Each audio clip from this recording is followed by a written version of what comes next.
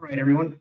We appreciate everybody coming in and joining our second webinar in the Innovating Our Way Out of a Crisis series, part of the Pacific Northwest Economic Regions Innovation Working Group. Today, we're looking at remote workers and the impact that COVID-19 is having on some of our medium to smaller communities in and around the Penmore region.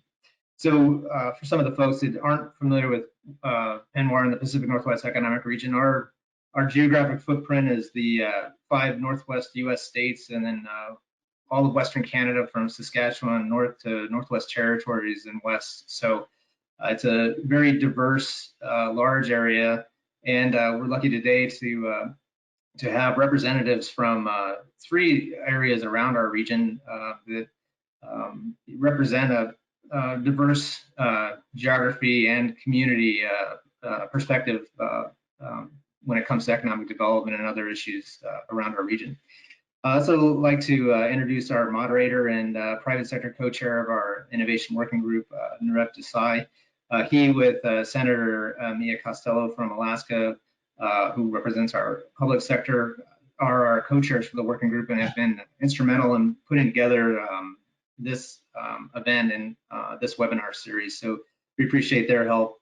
I'd also like to thank all our sponsors this year for the webinar series that we've been doing. So we've been pretty lucky to continue to operate during this crisis, and we're very thankful and supportive of that. And we're also supportive of everybody today joining us on this webinar because of your interest and because of your desire to learn more about these issues. It definitely, gives us an opportunity to share what's going on around the region and help people make better decisions when it comes to economic development, policy, safety for individuals and families around the region. So with that, I'll hand it over to Narev and have him start with some introductions.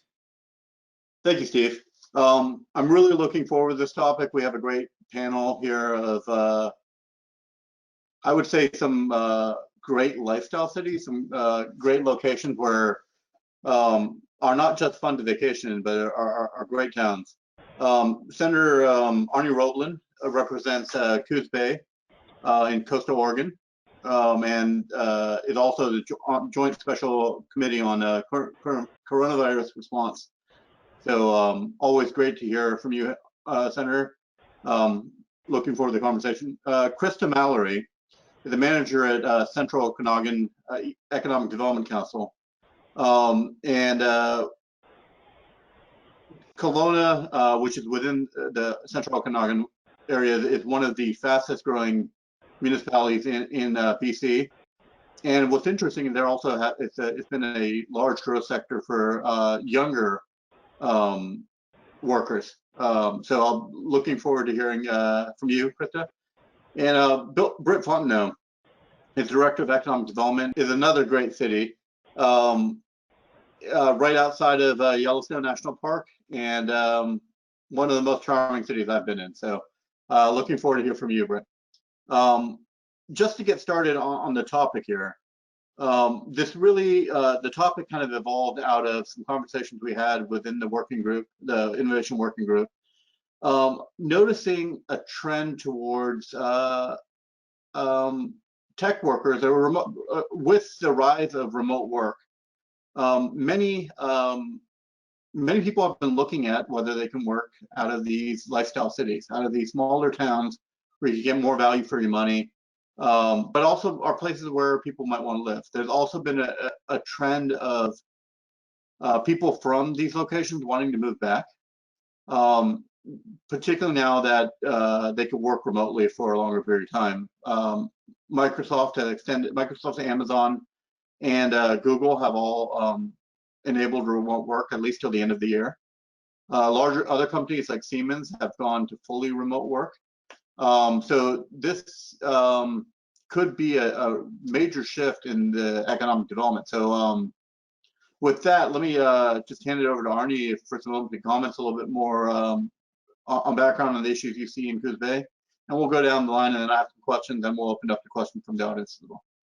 Yeah, thank you, Nirav, for the opportunity to be here and to start having this conversation. I think that it's one that we really need to prepare for.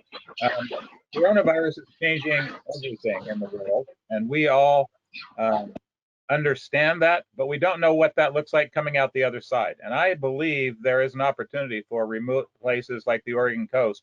If we can get the infrastructure necessary to make it happen, we can have people choose to live part of their time on the coast in environments where they don't have to worry about traffic jams. They don't have to worry about other kinds of things you live in the big city with. They can go to the beach every day if they want. They can have an opportunity to live a lifestyle and do work.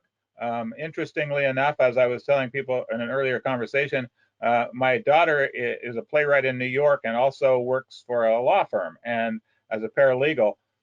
She's going to come home for 2 months, and the office is sending all of her equipment out here so she can do it from our house, because we do have internet connections at broadband that's big enough to handle that. So she can work for a couple of months. It'll be the longest time we've had to visit with our daughter for a long time. So take advantage of those kinds of things. I have a brother-in-law who lives up on the Olympic Peninsula in Washington, who has been doing everything remotely. He works for a big internet company, and they do medical records. He works with a group in India, a group here in the U.S., and some others, and he can do all of that work from a little community up in the northern Washington coast. So there are more and more opportunities. The issue is, can we get good optical cable in all of these remote areas so that people can choose the lifestyle and also be able to do their work consistently? And I'm looking forward to the conversation and to figure out how do we do more of that. Oregon has started to invest some money in finishing up internet along with our private businesses that are reaching out to us. Our university system is building a cable network around the state, and the state put some money into that to build out some of the eastern portions of it. We've still got the coast to do. Many of our rural electric co-ops who brought electricity to every little region on the West Coast through federal programs and others are now starting to get into become internet providers, because they know it's something their customers would like, and they have figured out a model that makes that work. So I'm looking forward to having a conversation and figuring out more ways in which people can make choices about where they want to work, where they want to live, and how they want to raise their families. Thank you, Senator. Krista, I'm not sure many people know or some of us Americans might not know exactly where Kelowna is. So we put this up on the map, but can you share a little bit around the key economic sectors that affected COVID and the opportunity for innovation in the region? Absolutely. Thanks, Nirav. As you can probably see, my webcam is not working correctly, so just imagine that I'm very animated when I'm telling you all of this. So as mentioned, Kelowna, Central Okanagan is a changing region. We are located about 4 hours east of Vancouver, between Vancouver, BC and Calgary, Alberta, between the two main hubs there.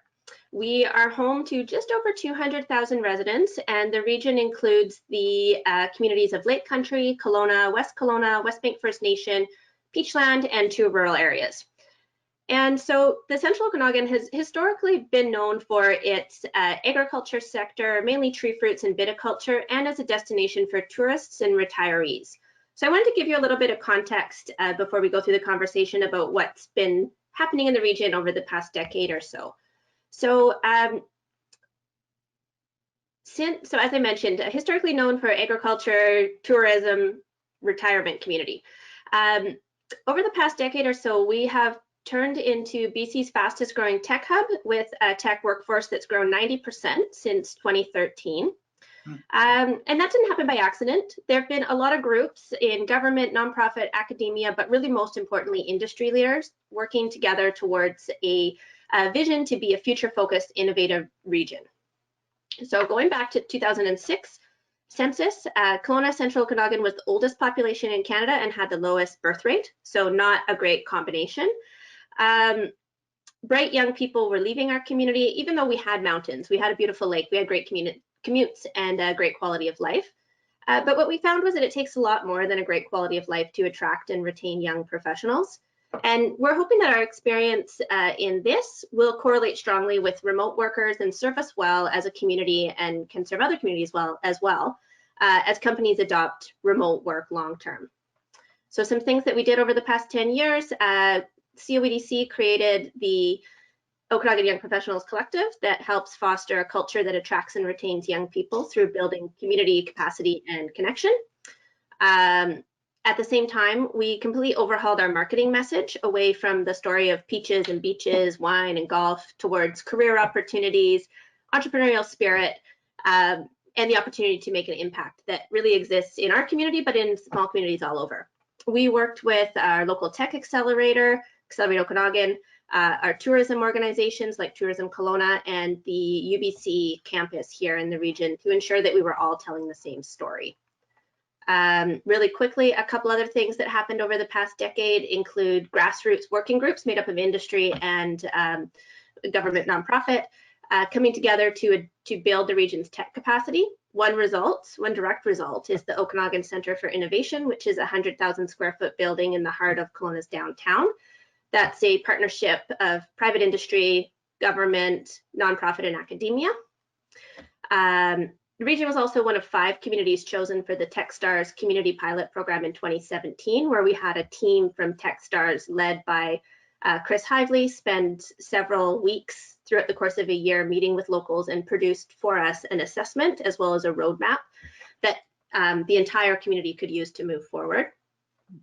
And all the while, the city of Kelowna had been proactively installing a nearly 30-kilometer network of dark fiber that connects industry, government buildings, and our academic partners, UBC Okanagan and Okanagan College. Telecommunications companies have continued to invest in strong networks throughout the region. And just this past June, the city of Kelowna, Rogers Communications, and UBC Okanagan launched Canada's first real-world 5G smart city solution here in Kelowna.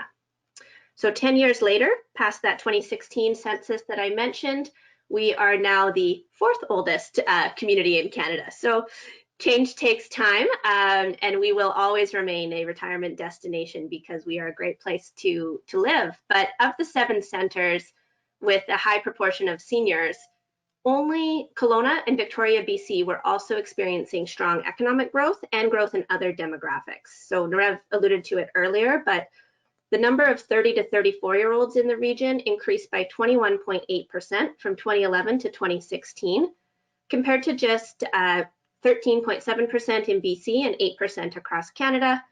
Frequently, we are cited as one of the fastest growing communities in Canada and also the most entrepreneurial. So looking forward, some high growth potential sectors that we are focusing on are aerospace and advanced manufacturing, agriculture and viticulture, information communications technology, animation, film and digital media, and health. And in some of those more traditional sectors like manufacturing or say agriculture, we're really focusing on innovation in those sectors. And the impact of COVID-19 has, of course, varied depending on the sector, with many suffering great losses and some actually experiencing positive growth. Elected officials in the region recognized very early that a coordinated response to economic recovery would be essential and formed a regional economic recovery task force. In June, the Central Okanagan Economic Development Commission conducted 6 industry roundtables through our advisory council that look at the economic impact and recovery outlook sector by sector, and we have many of those underway still. And some things that we found were 2 major challenges prior to COVID were affordable housing and access to skilled workforce for our growing companies. And those remain challenges. And we believe that there's ways to solve these problems with innovation. And I'm very hopeful that new ideas can be found to address these challenges in a post-COVID world. Wonderful, thank you, Krista. And Britt, I know there's a growing photonics cluster in Bozeman and some very large big name companies out of there that people wouldn't be expected to, that are based in Bozeman. So if you could provide the same kind of overview, the key sectors, the effect of COVID and opportunities for innovation, would be great. I'd be happy to, Rob. Thank you. And thank you for everyone for joining the webinar. It's an honor to be part of this panel. So first, I'd just like to start with, where is Bozeman, Montana? Bozeman, Montana is approximately 80 miles northwest of Yellowstone National Park in the southwest region of the state of Montana. We're located in the Northern Rocky Mountains. We're a community of about 50,000. Of course, very anxiously awaiting the census results. As 10 years ago, we were 49,500, and we are pretty sure at a 4% growth rate year over year for the past 7 to 8 years that we are now beyond 50,000. And with that designation, of course, from micropolitan to metropolitan, we stand to gain some influence and potentially some funding for some of our larger projects. What makes Bozeman tick, I think, is its quality of life, its access to the outdoors, and its diversified economy, which makes it an attractive place for people to relocate or to start, open or expand a business. That quality of life aspect of Bozeman, really, in the attractiveness of the community, puts a lot of pressure on the rest of us to try to keep up with infrastructure improvements, but also job creation, industry diversification, and all the things that go along with growing populations.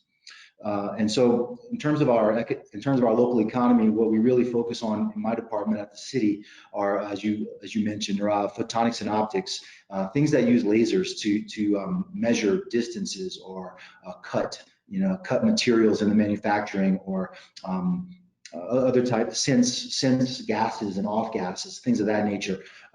Our companies here are really leading the world in some of the technology that's being created and developed and commercialized. Naravi alluded to a couple of companies that we have in Bozeman. And most of these were acquisitions over time, and just a few of them include Oracle's acquisition of Right Now Technology several years ago, which really started our tech boom, or our tech trends, if you will. We'll talk about that too in a little bit more detail. And then most recently, one of our photonics companies, Blackmore Sensors, was acquired by a company called Aurora, which Aurora is one of the Google companies working on driverless vehicles. And then there are others, but those are two that stand out, I think, and many people might recognize. Another industry we have here, very strong presence, is the outdoor industry. So we have manufacturers here who make products for use in the outdoors. And what I'm hearing a lot of, and perhaps you guys are too, is that outdoor recreation is at an all-time high right now. People are looking for ways to get outside, and that's a benefit to those of us that live in areas that produce those types of products. So the outdoor industry is thriving. Advanced manufacturing is another area that we feel like we have a niche in. Bozeman, the brand that we have here, Bozeman, Montana, stands for quality, high quality. We feel like we produce high quality companies that make high quality products. Another area that's nascent at the moment but growing is bioscience. Some of these more high-tech solutions are coming out of the university. Montana State University is the land grant college for the state of Montana, and so with that comes your sciences. And so we are the STEM college in the state, and so we have a lot of those types of resources. So bioscience is coming along, and I'm talking mostly about biofilms. And the working on antibiotics for the superbug. Also, there's some vaccine development as well going on here. Technology in general is a big push for us. We also built a fiber network many years ago to try and walk the walk of being a tech town. We noticed a lot of tech companies were opening up here or were looking around for a home. But when they looked at our infrastructure, it was clear that we didn't really have what it took to claim to be a tech town. So we decided to do something about that. And to Senator Robbins' point, building the infrastructure necessary to support those efforts and economic development was critical. And then lastly, one that's coming on stronger here more than ever is healthcare. And so we see a lot. We have one healthcare system. Our Bozeman Health has been our community healthcare provider for decades, and recently a competitive healthcare provider in our market, the Billings Clinic, is opening up a campus here in our community. So providing competition in healthcare. So that's a little bit about our community. Some of the details about our economic sectors that we spend some time working on and supporting right now. In terms of COVID and the effects of COVID-19 on our community, we're still unraveling that, but it's had a significant impact. on our community businesses, on our community health. Initially, I'll run through this pretty quickly, but initially what we did when the lockdown came to our state and our community was we created a recovery and resiliency team immediately, which was really just, an effort at pulling together the Rolodex and finding the stakeholders in the community that really needed to share information, had important details to provide, and the city became a conduit for that information sharing.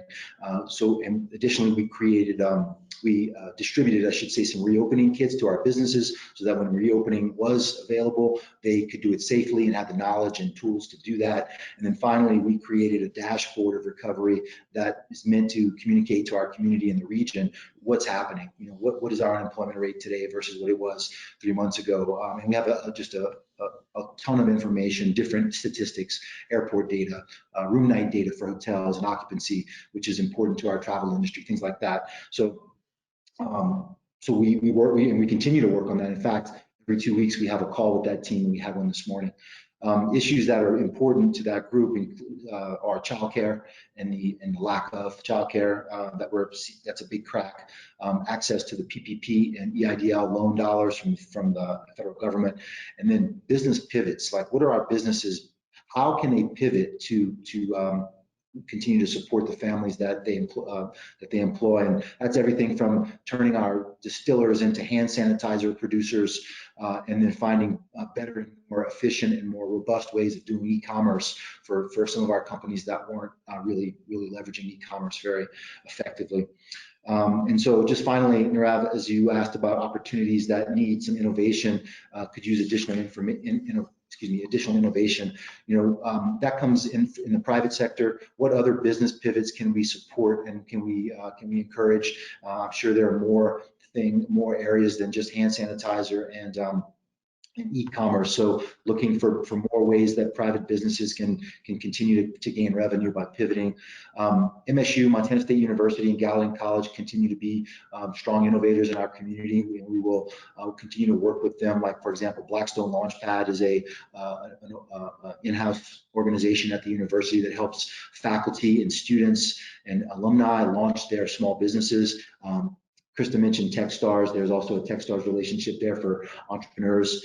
I mentioned recreation and the outdoor industry as being very, it's a hot topic and a hot item right now. And given our proximity to Yellowstone Park, I think I've seen license plates from 49 of the 50 states, maybe 48 of the 50 states coming through here in the last couple of months. So that is wonderful in that it provides lifelines to our local businesses that desperately need the revenue, but it's also troubling to someone in our community about the numbers of people that are coming through from areas of the country that are not doing as well as Montana is relative to COVID. So it's a bit of a double-edged sword there. And so I appreciate the opportunity to make those comments. Thanks, Nirav. Thank you. So that was a great overview of all the 3 different municipalities. On the slide that you see up in front of you, I also included Bend and Walla Walla, and that really was only a reference back to the op-ed that was put out. We put out prior to this conversation. But really, what I want to focus on, and historically, I spent a lot of time prior in my career to helping corporations decide where to open up innovation labs. And one of the key elements to that was always proximity to an airport. And how quickly can consultants travel, what have you. With the trends we're seeing post-COVID, I think that's starting to change, particularly in light of us not having flown really for the last 6 months.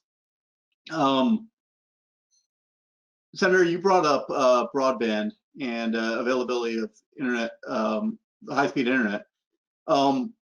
Can you talk a little bit more about considerations that you're making in terms of broadband versus satellite versus 5G, and how you're characterizing this challenge and addressing that? I think we're looking at all of them as opportunities for different deals. So we're trying to get back to opening up our schools, and we can't do that right now because of COVID. So that means they have to do distance learning. That means they need hotspots. They need ability to connect for those kinds of things. But that's not enough for a business, a manufacturing business. They need that dark cable and the other kinds of things so that they can actually keep it secure and make it work for them. So how do you get that mix?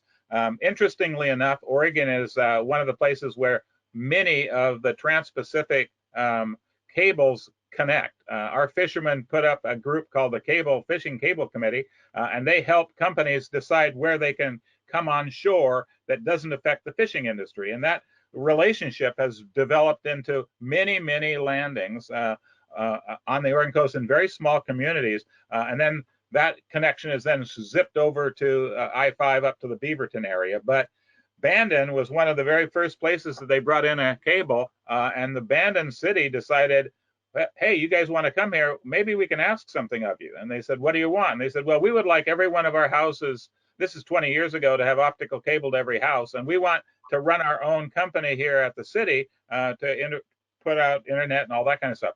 That was done. Bandon has been one of the most connected places in our state for a long time because of that connection with a private company coming into their area. And as many people know around the world now, we now have a world-class golf course there too called Bandon Dunes. So opportunities exist at different times, and then they expand to other opportunities. So we have an airport in Coos Bay that got refurbished because of Bandon Dunes was coming in. They wanted to have access to get an airport. Those kinds of things help. We fought with and battles on the coast to figure out how could we secure for the Oregon coast the Pacific NOAA fleet. So now Newport is the home of the Pacific NOAA fleet. That meant that the federal government wanted to make sure that internet got there so they had the capacity to do the things that they do. And our Oregon State University, our land grant university, is also there. We just built a new building that's one of a kind. It's a tsunami-proof building that you can escape to the roof of the building because it's right down on the coast. So lots of innovation in the building. We have people coming from all over to look at the construction of the building and the ramp that you can walk up the side of the building and get on top of the roof to be secure. Up and down the coast, people have come here because they love the beauty and they like the lifestyle. So we've got Hardin Optics, which is a company that makes lenses for satellites. They also make lenses for telescopes. They make them for all the night scope stuff. And like he said, all I needed was the Postal Service. My lenses are pretty small. We can do the innovation here, and my people love living in this kind of an area. So how do we sell what we have? Because as Corona hit us, we went to up and down the coast about 24% unemployment, because most of our unemployment was the tourist industry, hotels, and restaurants, all of which closed. So we need to diversify our economy. It is these other people who we need to have here, and figuring out what little niche markets they have. As the others have said, Scappoose, which is a little teeny town on the Columbia River heading west out of Portland, now has OMIC, the Oregon Innovation Council. Let's see if I can say it correctly. They are the Oregon Manufacturing Innovation Center, based on a program that was started in Sheffield, England, where they're developing and building the next generation of engineers to handle and manufacture these new equipment. So Daimler Chrysler, Boeing's, a bunch of other industry connected with our university system to make this innovation. We're looking at trying to set up another one of those innovation centers around the blue economy, the ocean. So in Newport, Oregon, we're trying to figure out how do we connect all our community colleges to help develop the next workforce for seamen, for the people who do all the research out in the ocean. We've got wave energy and wind energy that are really important conversations that are happening on the coast. And so how do we help companies understand that we can find the workforce, we can find the people, and if we can develop the infrastructure, we can make this stuff work. We have internet connections because of the coming across the ocean with all these cables that land up in Pacific City, a very small community on the Oregon coast, has about 8 or 9 of them.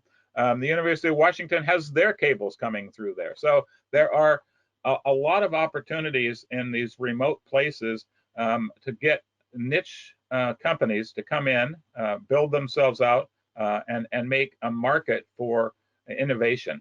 You know, the other one I talked to some people before, a little company just outside of Tillamook, Oregon, and most people know the Tillamook cheese part of Oregon, but they had dirigible hangars.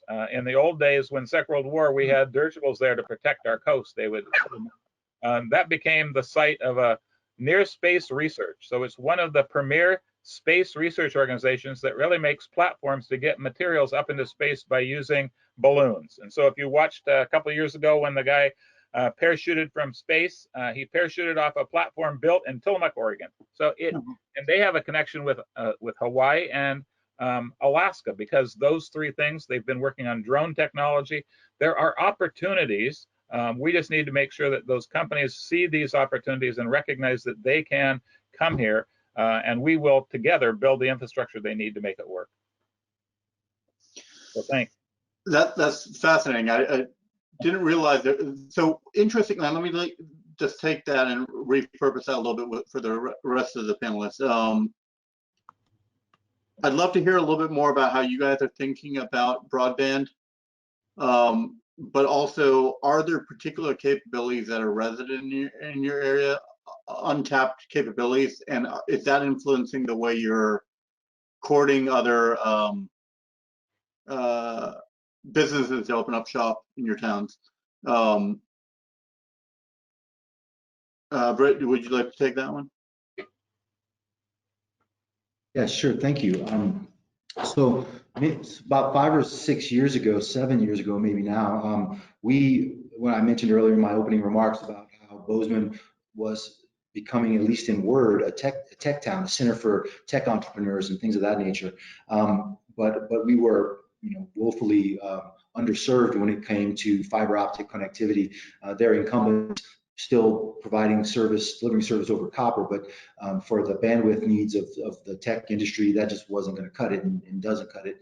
It won't cut it for the future. But so we decided we would pull together a group of stakeholders from industry, from telecom, from government, and just in education, and just see, hey, what are you guys seeing out there? What is your experience, university professor, or others around the community?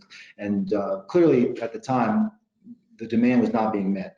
So we looked around and said, well, what options do we have as a community, as a city, to work on fiber optic connectivity? And there are some state statutes in Montana that preclude cities from delivering service to end users, and so we weren't able to take it on like some other communities have. Like, for example, I happen to know Lafayette, Louisiana, as an example of a city that basically took it on as a utility, and now delivers. Chattanooga is another example, that deliver service to their end users. We couldn't do that here in Montana, so we went another route. We actually created a company. We built a 501c4 community benefit nonprofit organization named Bozeman Fiber, who sought funding, private sector funding, and from after we had generated a plan here at the city, we created the company, launched them. They sought the funding, and then constructed about a 25-mile middle mile fiber network in the community and lit it up about 3 years ago. And so now that network is serving anchor tenants with dark fiber, and those include the city, the county, and the schools, our public school system. There are a couple of other dark fiber end users that we've yet to get on the network, but we're working at that, and that includes our hospital or hospitals in the future, and our university. And so we're still working on that, but we're making some progress. And we also have the network run through 3 of our business corridors in order to support business growth. And so, and that model simply is, you don't build a road for the UPS and the Postal Service and FedEx to all deliver one package to your mailbox. You build one road and they all use it. And so that's the model that we've chosen, and now service provide. We have 5 service providers on the network. None of them are the incumbents. And so we've brought 3 new providers into the community to provide some competition. Prices have gone down in our community for standard copper coax service. It's really cheap now. You get what you pay for, I guess. And we have other customers who are receiving gigabit speed fiber if they choose, up and down, so symmetrical service. So all that to say, we're trying to solve our own problems here locally, if possible.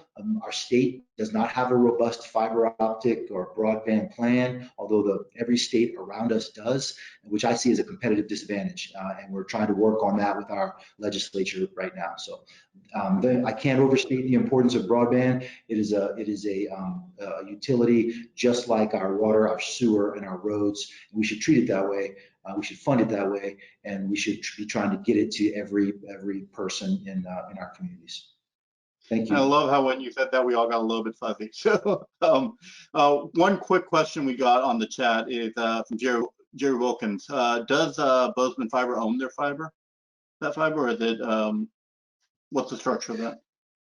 Yes, Bozeman Fiber owns its fiber and its conduit system in certain areas, and the city, through its urban renewal program, built multi-duct conduit in our business corridors and our urban renewal districts, and leases one of the ducts to service providers. It keeps a couple for itself, the city, and leases the other ducts out for service providers. So Bozeman Fiber has a duct in the network, and another local service provider also has a duct. And so now the city is returning revenue on an investment of basically plastic pipe that helps to connect users all over the community. Wonderful. Krista, are you still there? I know your camera is one off. Yes, I'm still here, and I think Great. my camera's probably going to come back at an inopportune moment.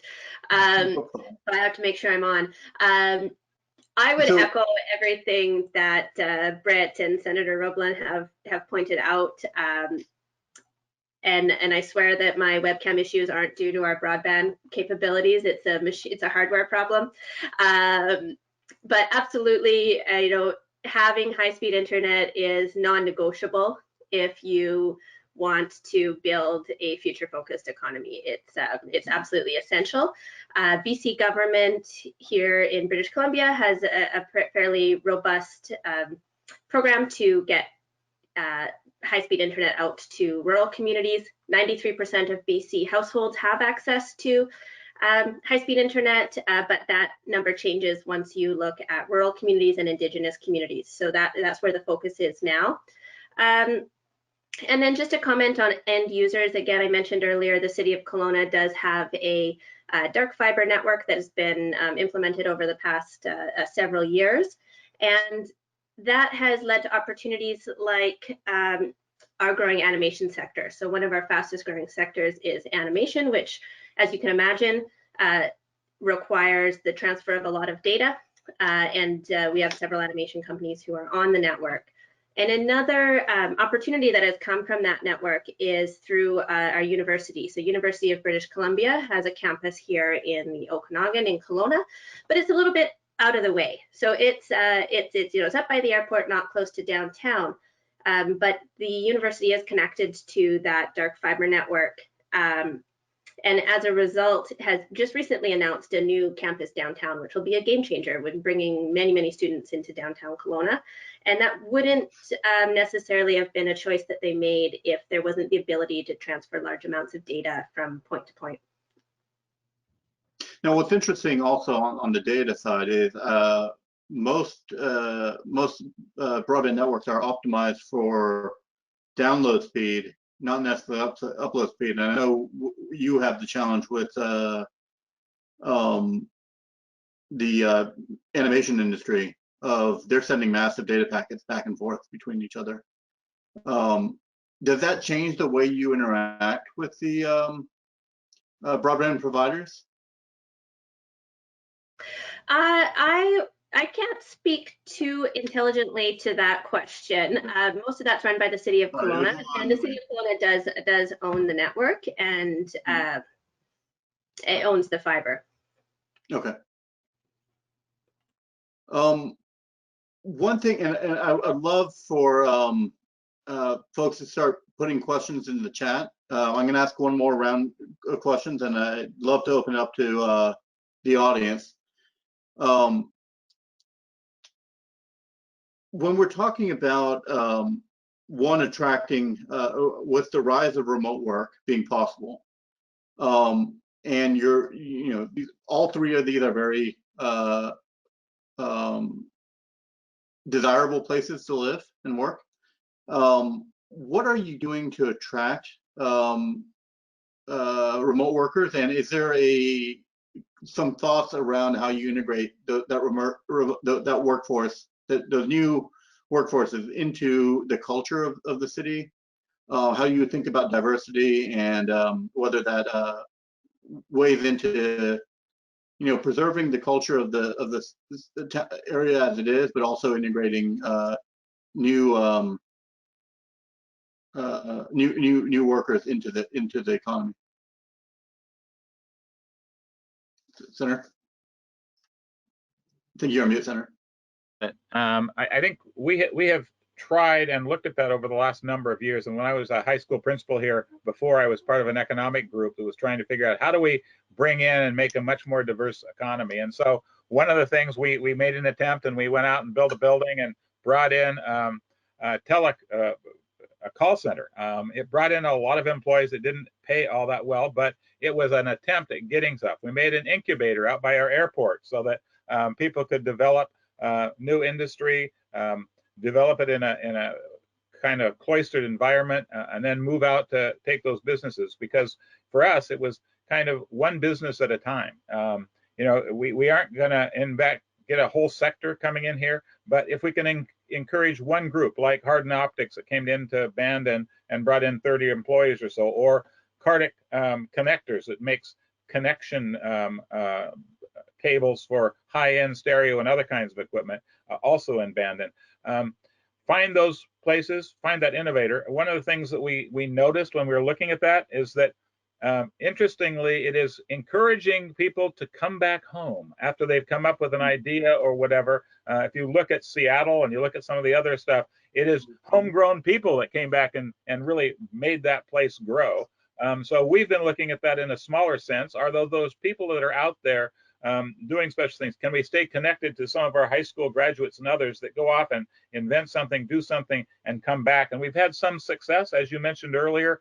There is this return to home kind of feeling amongst a lot of different people. We've also been recognizing that our tribes are major contributors to the economy of our local areas. And so one of our big internet providers, and they work nationally now, is one of our local tribes who developed that as one of their companies within the confines of the tribe. So figuring out what are the assets you have, and then how do you bring those people back? There are some amazing different people out there working across the country who originated in Coos Bay, Oregon, and we need to figure out how do we get them to decide they want to come back and start that company and build that little infrastructure that we need here to make that work. And I guess we continue to look at that. We don't need 100 companies. We need 1 or 2 at a time. And I think that's the thing about these remote areas. We encourage them to come, and we want to work with them, and we're going to give them every asset that we can to come here and become part of our communities. And I think the thing that's changed a lot is that we're a lot more open to having those new people with new jobs come into our areas. There was a time when timber was king on the west, and so that was the only thing we really needed to worry about. And now we know we need the rest of the people to come into our community. So I think we're developing those things.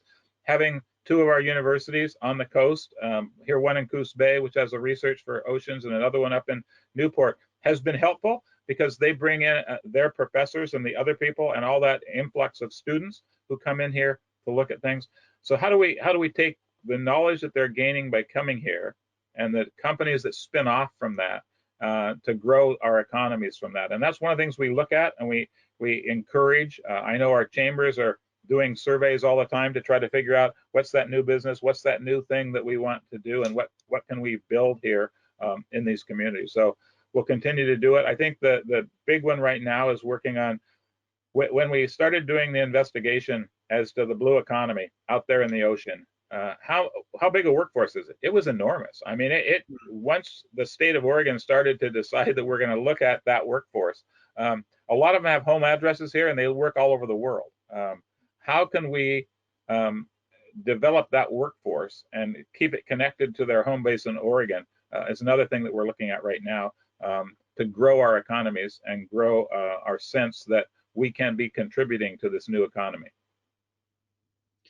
And Krista, I know you brought in Techstars and have done a lot to encourage outside investment. is that looking more from the perspective of helping local residents come back home and start businesses at home, or are you looking to attract global companies to found and start their business in Okanagan? What's your attitude towards that, if you wouldn't mind? Yeah, so both, and a lot of our work has been it's kind of a hierarchy. So first, we want somebody to come here for a visit, and then hopefully maybe they'll come back here and work remotely. And then after that, if we can integrate them into the community, maybe they'll open an office here or a division of a company, and that builds up. So, and those returning workers, a lot of people in economic development use the term sea turtles, but in British Columbia, we call them salmon, a little more fitting. But the situation in BC is unique in that we do not have the ability, we're not allowed to directly incentivize a global company to set up shop in BC. And so what we've had to do is create a community and economy that is attractive. And the way we do that is making sure our local businesses are successful. So our philosophy has been a lot more business retention as opposed to incentive-based attraction for many, many years. And I think that will continue to serve us well going forward. But going back to attracting that talent and remote workers specifically, I think that if you attract remote workers to your community and they sit in their home offices and do their work with their community, their company somewhere else, and don't become part of the community and share their skills, that's a real missed opportunity.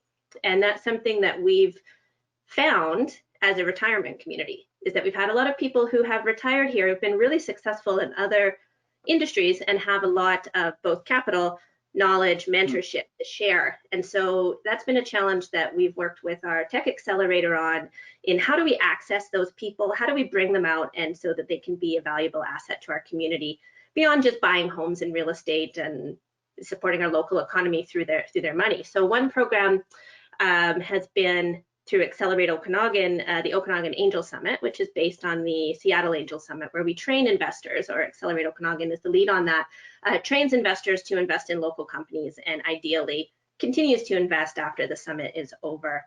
And then a couple programs that I mentioned through the COEDC, the organization that I'm with, part of local government, is our Okanagan Young Professionals Collective, where we have a person who really acts as a concierge to anyone new to town. And we say, self-identifies as young and or professional. So it's pretty loose definition. They can connect with her and she'll connect them to a volleyball team, volunteer opportunities, other ways to build those strong roots. And we also have another program called Connector that was designed to help trailing partners of new hires to the community. So when we're attracting talent, a lot of companies would say we were able to hire this great person from wherever, but if their spouse or partner can't find a job locally, then we'll lose both. So that person can come into our community, we will meet with them and then introduce them to a volunteer connector who'll have a coffee meeting and introduce them to 3 more people in their network, and so on and so on. So it's a lot of what happens naturally through networking and network connection building, but we want to make that accessible to people who don't know how to break into those networks. And so I think that is a real opportunity to draw remote workers out if you're looking at that as a strategy going forward. Great, thank you. Britt, anything you'd like to comment on either of these 2 questions? If not, I have other questions for you, Sam. Sure. I think everyone covered it pretty well, so maybe we can move on to your next questions. Sure. There's a question on the chat about what you're doing in terms of connecting with First Nations or Native American tribes as part of your development strategy. And I wouldn't mind taking this from the perspective of, and we talked about one of the Montana businesses that is bringing broader capability they get from federal contracts back to the state. Can you speak a little bit to that in terms of interactions with, I know there isn't tribal land in Bozeman, but in the broader Montana context? Sure. I think And I'm certainly not the expert on this, but I'll do my best to try and paint a picture for you guys. I think there are 11 reservations in the state, going from the very large, which is the Crow Reservation near Billings, to the very small, up in the sort of the northern northeast of the state.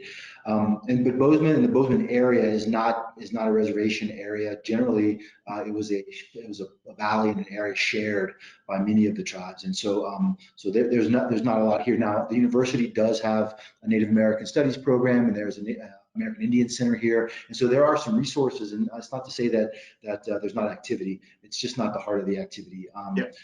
But the business that you referred to up near the Flathead region of the state, SNK Technologies in Pablo, Montana, is a great example of a Native American tribal business that's diversified and has multiple companies under the umbrella, and they're doing some incredibly advanced work for the federal government in the U.S. military, and so that work and the jobs that are created up there are really critically important for the state and for the state's diversification. Here in the Bozeman area, we are often trying to connect our like companies and just trying to. Our role really is to connect. And so if we are aware of something happening in a business on one of our Native American reservations, we'll do our best to connect them with other businesses for support and for other reasons. But that's really all I can. That's really the only areas that I'm aware of on that point. Okay. So there's a question in the chat around, are you assisting using local and underutilized people on how to get training to work remotely? And I'd like to add a little bit to that around some of the corporate clients I work with are reevaluating both their new hire strategy as well as their physical commercial footprint, real estate footprint. And I guess the question is really, one, are there programs to help people junior in their career understand, or even who've transitioned out of are transitioning into remote work, get up to speed on how to be productive remotely? And the second, is there any program that you're thinking of in terms of how to, and Krista, you talked a little bit about this around how to get networked in the community when you're working in isolation or in my case, my basement.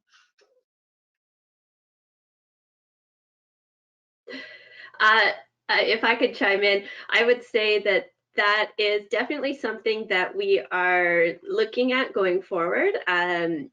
Besides the programs that I mentioned earlier, we haven't explored programs to help people work remotely in the past, but are in conversations to look at what the need is going forward for sure. Yeah, I thought I had a second point there, but I'll leave it at that for now. I'll say that two things. One, I'll go back to a little bit of the tribal question. In Oregon, there are 9 federally recognized tribes. 4 of them are in my district. So I deal with a number of the tribes, and each one of them is trying to find that niche and how to move forward. I think the federal government is helpful, but they've done some really good stuff with respect to internet capacity, making their own companies that have worked outside of our area now as well. So I will continue to connect with them. We have a very unique situation in Oregon. We have a group called the Indian Committee. It's a committee that was formed a number of years ago, which has a representative from all of the 9 tribes that sit. I'm on that as a legislative member, and that Indian Services Committee connects all of the tribes to all of the different agencies in the state government, so they can work together to try to figure out if there are ways in which we can work together or give them support. So we continue to help involve our tribes in different kinds of things. And with the training, the place where we've done the most of that is our community colleges, and they continue to fill out those niche markets and to give that capacity, especially around how to use the internet.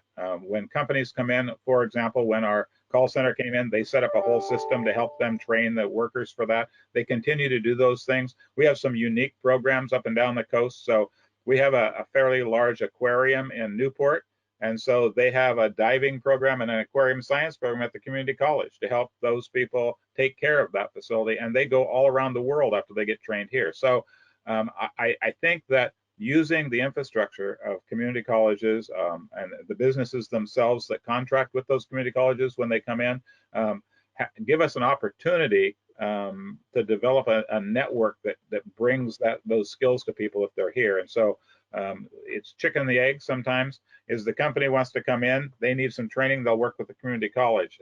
Have we done the outreach to say, we think we have a program that'll work that can get you ready to do that remote? We haven't done that as much yet. So we'll hopefully continue to work on that. Great. So we don't have that much time left. So I'll end with 2 lightning round questions. One is, one of the great advantages in the innovation community and is agglomeration, right? The idea of innovators coming together and having chance meetings, in co-working spaces or in incubators. That becomes harder to do when you're working from home or you're working in smaller communities. Have any of you thought of ways to organize that serendipity to create those kind of chance meetings from in perhaps partner cities or other locations? I'll just start. I think we've looked at it. I don't know that we've figured out a way to do it yet. I will tell you that I look at the university systems and where they are, and that happens a lot there. So, we've got new glues that are being made at Oregon State University because a person said, we've got these clams and mussels that attach to rocks and nothing can break them away. What's the DNA of that connecting structure? And they made a new glue that doesn't use, you can use soybeans and other stuff, so you can grow it and it's just as strong as fiberglass. So there are new innovations that are happening because different groups of people are together. The universities is probably the place we see that the most. We've got angel networks like we talked about before, and there's a group in Oregon that has done that out to the coast. And we've seen some innovations where we bring people together to talk about their different things that they're doing, and they put on presentations, and other people see those presentations, and it is a way to foster it. But it's difficult to do that online and to really get the feeling for it and have those conversations and develop the relationships that make things work. Because a lot of times it's the relationship itself between the people, not just the knowledge that they have. I have a young man who is a high school student of mine who got upset with Apple when he was a kid because they didn't make parts, and he wanted to rebuild everything. So he would go and get all the parts that everybody threw away, and he made his own little company.